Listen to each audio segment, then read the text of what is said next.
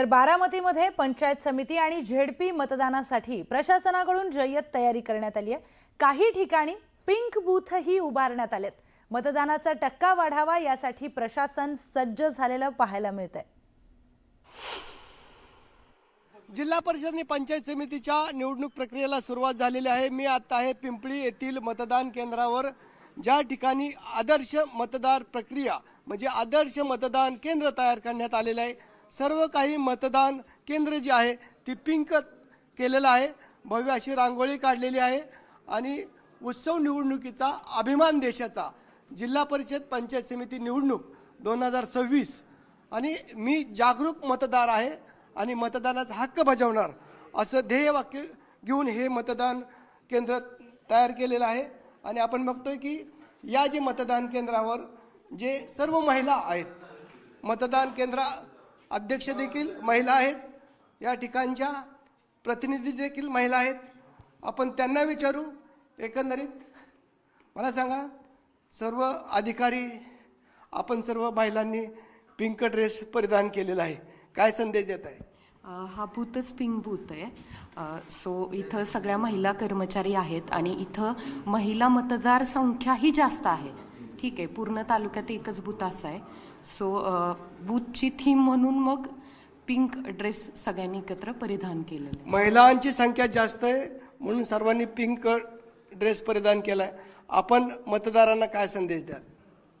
हा एक special booth म्हणून आहे की जो तालुक्यामध्ये एक असतो की ज्या गावामध्ये ज्या केंद्रामध्ये महिलांची संख्या जास्त असेल तिथं हा बूथ असतो की तिथं फक्त ड्रेसच नव्हे परिधान केलेले, बाकीच्या सगळ्या ज्या गोष्टी आहेत त्या पिंक यूज केलेल्या आहेत। तुम्ही पाहिलं असेल की जी काय सजावट केलेली आहे, रांगोळी असेल, बलून्स असतील, ह्या सगळ्या गोष्टी पिंक यूज केलेल्या आहेत। पिंक सर्व या ठिकाणी पिंक केलेलं आहे। तुमचा काय अनुभव, काय सांगाल? हा माझा दुसरा अनुभव आहे। मागे विधानसभेला सुद्धा आमचे महिलांची स्पेशल बूथ पिंक थीम होती, त्यावेळेस तर खूपच म्हणजे सगळे पिंक पडदे किंवा वृद्धांसाठी सुद्धा बैठक व्यवस्था पिंक केलेली होती। हिरकणी कक्ष, पाळणा घर, असं सगळ्या सुविधा पिंक। आणि मी याद्वारे सगळ्यांना आवाहन करते की सर्वांनी म्हणजे सर्व नागरिकांनी ही आपली लोकशाहीचा उत्सव साजरा करण्यासाठी सर्वांनी मतदान करावे आणि मतदान करण्यासाठी यावे असे। पुरुषाबरोबर आता महिला देखील तेवढीच सज्ज झालेली आहे, आपण काय सांगाल? पुरुषांच्या बरोबरीने महिलाही काम करत आहे, म्हणजे एक पाऊल पुढेच म्हणता येईल।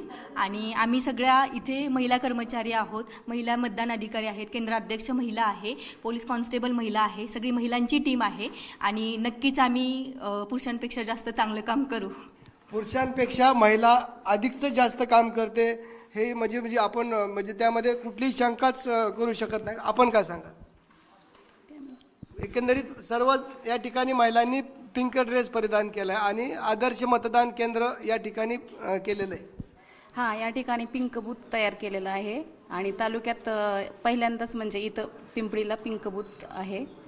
तर आपण बघतोय की ही आदर्श मतदान केंद्र पिंक या ठिकाणी केलेलं आहे। आपण मतदान केंद्राध्यक्ष या पिंपळीच्या लिमटेक केंद्रावर आहेत।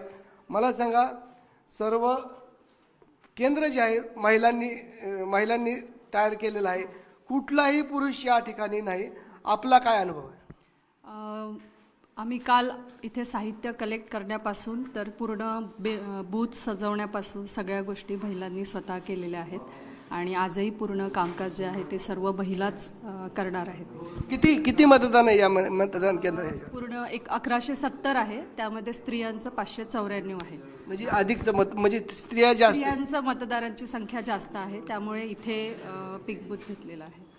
तर आपण पाहिलंय की स्त्रियांचं मतदान तर अधिकच पिंपळीमध्ये अधिक आहे आणि म्हणून या पिंपळीच्या केंद्रावर पिंक बूथ तयार केलेला आहे आणि महिला वर्ग असेल किंवा पुरुष वर्ग असेल, मतदान प्रत्येकाने आपापला मतदानाचा हक्क बजावला पाहिजेत, म्हणूनच ही आदर्श मतदान प्रक्रिया या केंद्रावर केलेली आहे। व्हिडिओ जर्नलिस्ट गणेश कदमसह जितेंद्र जाधव, न्यूज 18 मराठी, पिंपळी, बारामती।